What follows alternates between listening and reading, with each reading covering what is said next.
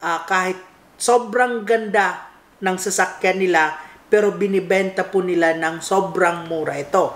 Meron din naman seller na sobrang pangit na ng sasakyan, hindi na presentable yung sasakyan, pero sobrang mahal pa nila itong binibenta.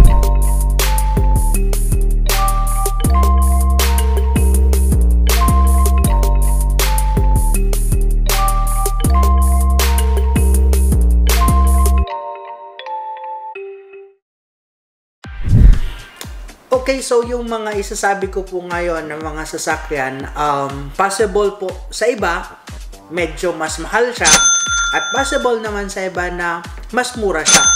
So again, uulitin ko lang po yung palagi ko sinasabi, iba-iba po yung prices ng second-hand na sasakyan kasi of course hindi naman na po ito papasok or wala naman na po tayong sinusunod na suggested prices sa mga second-hand na sasakyan. Kasi sabi ko nga, magdidepende po ito unang-una sa status ng sasakyan. Pangalawa, magdidepende po ito sa location ng sasakyan. And most importantly, magdidepende po ito sa seller ng sasakyan. So, meron po kasing seller ng sasakyan na kahit sobrang ganda ng sasakyan nila, pero binibenta po nila ng sobrang mura ito. Meron din naman seller na sobrang pangit na ng sasakyan, hindi na presentable yung sasakyan, pero sobrang mahal pa nila itong binibenta. So, sa second hand po na sasakyan, kumbaga, swertehan na makakuha ng murang sasakyan. So, kaya po sa paghahanap ng sasakyan, ng second hand ng sasakyan, kailangan mo rin talaga ng maraming choices or maraming option. So, sa mga buy and sell, sa mga agent, or sa mga nagpo-promote ng iba't ibang sasakyan, mapa-repo man, mapa-first owned man, pwede nyo po dito i-comment yung unit na binibenta nyo. Malay nyo po may nanonood na buyer dito. So, pwede po kayo mag-usap. Wala po akong pakialam kung magbentahan po kayo ng sasakyan nyo dito sa video na to. So, ang intention ng video nito is to inform or magbigay ng idea sa mga buyers tungkol sa mga sasakyan. So, wala pa akong intention na mag-away-away sa prices or magkaroon ng competition dito sa mga buy and sell ng mga sasakyan. Okay? So, ito po na ipapakita ko. Ito yung mga unit namin na madalas namin mabenta sa presyong 250 to 300,000. So, let's start with the sedan type. So, unang-una, madalas na mabenta namin sa 250 to 300,000 is we have the Toyota Vios. So, ang Toyota Vios po, may iba't ibang variant yan. So, we have the J variant, we have the E variant, and we have the G variant or yung top of the line ng Toyota Vios. So, ang year model usually na makukuha mo dito is from 2008 to 2013. So, basically, kapag 2008 model, usually ito yung mga top of the line, yung mga automatic. So, ang price range niya, possible mga 250 to 280,000. So, kung dun ka naman sa pinakamataas na year model, let's say 2013 model, usually ang makukuha mo dyan, ito yung mga J variant na or yung mga E variant. So, kung makakuha ka man ng G variant, ibig sabihin swerte ka kasi mura mo siya nakuha. So, ang price range po nito, una-una, magdidepende po siya sa variant ng sasakyan and sa status ng sasakyan. So, ibig sabihin, kung nakakuha ka ng 2013 model and G variant pa sa halagang 250,000, ibig sabihin, panalong-panalo ka na. Okay? So, again, price range lang po ang pinag-uusapan natin. Hanapin mo lang yung best deal para sa'yo, yung top of the line, yung mababa yung mileage, yung first own kung gusto mo. So, yan po yung pasok na model sa 2008 to 2013 kapag 250 to 300,000 ang pinag-uusapan. Okay? Next unit is we have the Hyundai Accent. So, sa Hyundai Accent naman, usually ang makukuha mo po dyan from 2012 model to 2015. So, depende pa po yan kung manual or automatic transmission. Pero, minsan meron din nagkakaparehas. Like, nung nakaraan, meron po kami na benta na 2012 automatic transmission, ang naging selling price po namin is 300,000. So, meron naman po 2015 na manual transmission, ang naging selling price namin is 300,000 din, 2015 model. So, ngayon, meron naman nag-offer sa amin ng automatic transmission na 2012, 280,000. So, iba-iba po yung prices. Pero yung price range, pasok po siya sa 250 to 300,000. So, kung target nyo po yung Hyundai Accent, definitely ang makukuha nyo po dyan from 2012 to 2015 model. Okay? Next is we have the Mitsubishi Mirage. So, Mitsubishi Mirage na G4, possible ang makuha mo naman dyan is 2013 to 2015 model. So, minsan meron din 2016. So, ang price range po niya, pasok po siya palagi sa 250 to 300,000. Depende po yan sa variant. Merong GLX, merong GLS. So, i-search nyo lang po kung anong difference ng GLX and GLS na Mirage. Then, meron din po yan automatic and manual transmission. So, next is we have the Honda City 2009 to 2012 model. So, ito na yung mas malaki ang body niya. And, meron po nitong manual and automatic transmission. So, nung nakaraan, meron po in-offer sa amin 2010 model manual transmission, 290,000. Pero hindi kaagad namin nakuha kasi may nagpa-reserve kaagad. Actually, sinabi pa lang sa amin yung unit, pinuntahan sana namin, meron kaagad nagpa-reserve. So, hindi agad namin naabutan yung unit. Next is we have the Honda Civic FD. So, Civic naman siya, mas malaki yung body niya compared sa City. And mas malaki of course yung engine niya. So usually ang engine nito is nasa 1.6 yata or 1.8.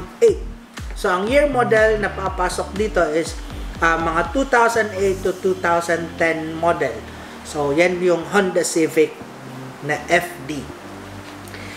Next is we have the Nissan Almera. So ang Nissan Almera actually wala pa po ako natatry na mabenta. So, pero po, pasok po ito sa 250 to 300,000. Pero kung titingnan nyo po sa marketplace, halos ang selling price niya kasi nasa 300,000 and above. Pero meron ka na rin makukuha na Nissan Almera na 2014 or 2015 na manual or automatic transmission sa halagang 280, 290 to 300,000. So, hanapin lang din po talaga yung unit. Okay? Next is we have the Toyota Altis. So sa Altis naman, usually mga 2011 to 2012 model. So makukuha mo po yan mga 280 to 300,000. Pero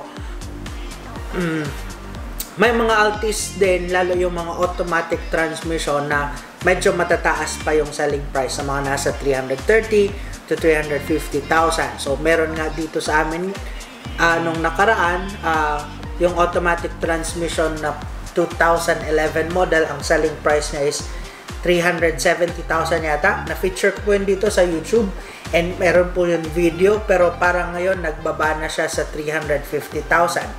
So, depende po sa seller. Okay? Next is we have the Ford Fiesta. So, ang Ford Fiesta naman, meron po tayong hatchback and merong sedan. So, sa sedan type, kapag mga 2015 model, makukuha mo po talaga siya sa 200, mga 270 to 80 to 90,000. Pero mayroon po mga Ford Fiesta na sedan type na mas lower po nila na ibibenta. Kasi parang napapansin ko po, kapag mga sedan, mas mura siya compared sa hatchback. Okay? So, yan po yung mga sedan type na usually or common po namin na nakikita sa market at madalas din namin na ibibenta dito sa Bicol Auto Search. Okay? So, next is sa hatchback naman po tayo. So, sa hatchback, marami naman po dyan mga option. So, unang-una, ang top selling hatchback namin na 250 to 300,000 is Mitsubishi Mirage and Toyota Wigo. So, mga 2014 and 2015 model po yan. So, usually, ang nagiging selling price po niyan or kinalalabasan na presyo is from 280, 290 to 300,000. So, kung makikita nyo po sa posting namin, of course, ang pricing pa po namin dyan, mga 315, 320, 330. Pero kapag ang buyer nakikipag-negotiate at pumapasok na rin naman na sa costing namin, binibigay na po namin. Kagaya po nung nakaraan yung automatic transmission na 2015 hatchback. So, ang naging posting price po namin nun is 315,000. Then, nakipag-negotiate sa buyer, nakuha po sa amin ng 290,000 pesos. So, sa amin po kasi, kumita lang po kami ng konti, okay na po yun. So, dito na lang po kami babawi sa views ninyo sa YouTube channel namin. So, sa Mirage, meron po tayong GLX and meron naman pong GLS. Sa Toyota Wigo, meron naman pong E-variant and meron naman pong G-variant. So, parehas po yan. Merong manual and automatic transmission. Next is sa Hyundai Eon. So, makakuha po kayo sa Hyundai Eon from 250 to 300,000. Mga higher model na, mga 2018, 2019 to 2020. So, yung kaibigan ko na sa Legazpi City, meron silang 2019 model. Ang selling price nila is 280,000.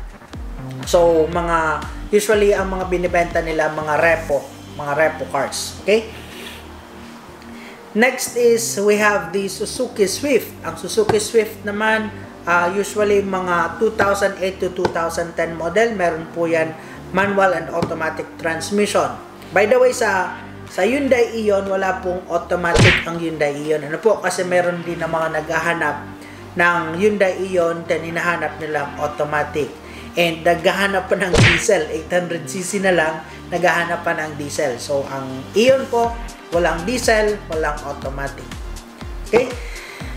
Next is, meron din naman po Mazda. So, nung nakaraan, meron po kaming Mazda 2, 2014. And, ang naging selling price namin is 285,000. So, ang price range naman po is 280 to 300,000. Mga 2014 to 2016 model na Mazda 2. So, yun po sa mga hatchback. Then, sa mga 7-seaters naman, meron naman din po kayo makukuha sa 300,000 na budget. Pero, kung sa 7-seaters, then, kumbaga, focus lang po tayo dito sa mga unit na mga locally made or hindi yung mga imported or mga Subic cars na tinatawag. Okay? So, sa 7-seaters, unang-una na dyan yung Avanza. So, sa Avanza, 2006 to 2010, meron na po kayo makukuha ng mga 260 to 70 to 80 hanggang 300,000. Doon po sa nag-comment sa nakaraan na video na meron daw siyang Avanza na 180,000, good for you po. Panalong-panalo ka po doon. Pero hindi all the time meron po ganong unit. So, sa average value or sa average market value ng Avanza, usually ang nagiging selling price po nun is from 250 to 280,000 to 300,000. Yun po talaga yung nagiging selling price kapag 2008 to 2010 model. So, iba-iba. Again, as I have said, iba-iba po yung pricing ng unit. Kung nakakakuha ka ng mura, good for you at panalo ka. Sa Avanza, gasoline engine po siya. Meron po dyan 1.3 and meron po dyan 1.5. Meron din po dyan manual and meron din po automatic transmission. So, walang problema kung gasoline kasi maliit naman po yung engine niya. Okay? Next is we have the Mitsubishi Adventure. Sa Mitsubishi Adventure naman, meron po diesel and meron din po dito gasoline. Pero ang gasoline yata pag 2010 wala na siya. Parang mostly nung nag-start ang 2010 lahat na diesel yung Adventure. Okay? So sa Adventure 2005 to 2008 minsan 2010 makakuha ka pa kung jackpotan or yung mga rush sale. Pero let's just focus dun sa 2005 to 2008. So meron ka na po dyan makukuha na GLX, meron na rin po dyan GLS.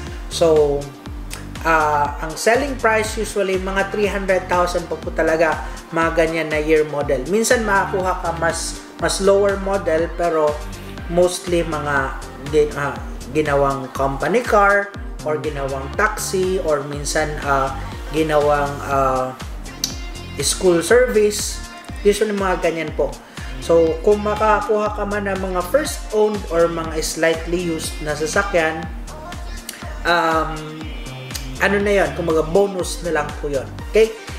Then meron din po kayong pwede nyo rin po i-consider yung crosswind. Pero yung crosswind na makukuha nyo dyan, usually yung mga maliliit pa yung body, yung XT, yung XTO yata yun. Basta yung mga maliliit pa yung body. So, makukuha nyo po dyan mga 2004 to 2008 model. Pero alam nyo po, noong nakaraan may nag-offer sa akin ng 2013 model na XT. Ang selling price na lang is 300,000. Again, sayang kasi nabili ka agad. Basta kasi mga rush sale at murang sasakyan, ang bilis mabilis sa market. Minsan 1 hour pa lang pinopost, talagang dinudumog na. Lalong-lalo na yung mga nag-aabang talaga ng online. So abangan din talaga yung unit, kailangan mo maghintay. Pero kung kailangan mo na talaga maghanap or kailangan mo na talaga magkaroon ng sasakyan, better maghanap ka na po ng mga affordable pa naman or pasok pa naman sa budget na unit, and yung tama pa, yung fair pa yung presyo, yung ayon pa sa market value ng sasakyan. Okay? So sa mga repo cars, marami nagtatanong kung okay ba yung repo cars. Okay naman po ang repo cars. Ang concern lang po doon, ang problema lang po sa repo cars, minsan matagal po yung documents or yung papel ng mga sasakyan. Minsan naabot po ng 2 weeks, 3 weeks, or minsan 2 months, 3 months, depende po sa bangko. So, pero wala naman po siya problema kasi guaranteed naman yung documents nun since bangko yung kausap nyo po mismo. Maliban na lang kung buy and sell na yung kausap nyo. So, pwedeng magpadirekta na lang po kayo sa pag-follow up ng bangko, or minsan may mga buy and sell na sila na rin po yung nagpa-follow up sa bangko. Kumbaga, dun na po kayo magpa-follow up sa mga buy and sell. So, maliban doon, isa pa sa concern sa mga hatak na sasakyan sa bangko, hindi kasi natin alam kung paano ba ang naging history nun. Kasi usually, kapag mga hatak na ng bangko, mga ilang months na po yan na hindi nahulugan. Sabihin natin, 5 months, 6 months, kagaya po nitong expander na andito sa amin, cash yung balance po ito, 6 months na po siya hindi nahulugan. So, although, ang maganda naman ito na expander kasi andito lang and babae po yung owner, so hindi po siya rogado. Pero what if yung repo car na nakuha ninyo sa loob ng 6 months, since ang owner, baka inisip niya, hahatakin naman lang din ng bangko, gamitin na natin, huwag na natin na pa-maintain. Meron po kasi mga ganon na owner. So, yun din yung risk mo doon. And meron din naman iba na kinukuha na yung mga tools, pinapalitan na yung mga pyesa, or kung ano pa, since hahatakin naman lang din ng bangko. Kumbaga, binabawi nila yung binayad nila. Yun din naman yung risk. Lalong-lalo na kapag sa bank kasi, hindi mo po ito mati-test drive, hindi mo talaga mati-check ang status ng sasakyan. Kailangan mo lang tingnan yung sasakyan, start yung engine, hanggang dun lang, then ibibid mo na siya. What if paglabas mo, lumabas din yung mga sira? So, best talaga na bumili ng sasakyan sa mga first owner, or kung hindi naman po sa mga first owner, dun sa mga legit na mga car dealers na alam mong or trusted mo ng mga car dealers na alam mong kino-condition mo na yung sasakyan kung merong sira. Okay? Meron kasi mga car dealers talaga, kagaya po sa amin, kino-condition po talaga namin yung sasakyan. Maliban dyan, makikita nyo po ang sasakyan namin. Minsan ginagamit ko, ginagamit ng partners ko. So, kapag ginagamit kasi namin, nakikita namin kung ano yung problema ng sasakyan. And since ginagamit namin, obligado kami na ipaayos yung sasakyan. Lalong-lalo na po sa akin, kapag gumagamit po ako ng sasakyan, ayaw na ayaw ko po yung may kalampag yung sasakyan. So, kapag may kalampag ang sasakyan, nire-recommend na namin na ipaayos yung kalampag ng sasakyan. Maliban dyan, kung may problema naman sa aircon, of course, since ginagamit namin yung sasakyan, ma-observe namin. Then, i-recommend namin na ipaayos yung aircon. So, ganun kami magbenta ng sasakyan. Talagang gusto po namin, before i-release yung sasakyan, as much as possible, wala po siyang issues. And magiging satisfied din naman yung buyer. Okay? So, medyo mahaba-habang usapan na, and I hope sa mga naghahanap ng sasakyan, kahit papano meron po kayong naging learnings or meron po kayo natutunan sa konting panahon na nag-usap tayo. So, if ever you have concerns, feel free to visit our Facebook page, or pwede po kayo magtawag sa aming official number kung meron po kami maitutulong sa inyo. Okay? So, thank you very much for your time, and thank you very much for watching. Thank you very much for watching. Kung first time mo dito sa aming channel, don't forget to subscribe and click the bell button para updated ka sa lahat na videos na ina-upload namin. Lalong-lalo na kung mahilig ka sa mga sasakyan or you are planning to buy a second-hand car. Dito sa aming channel, marami ka pong makikita mga binibentang magagandang sasakyan at very affordable. And kung ikaw naman meron kang binibentang magandang sasakyan at gusto mo tulungan ka ng Bicol Auto Search na maibenta ito, just visit our Facebook page, Bicol Auto Search, or contact our official number para makausap mo ang aming staff.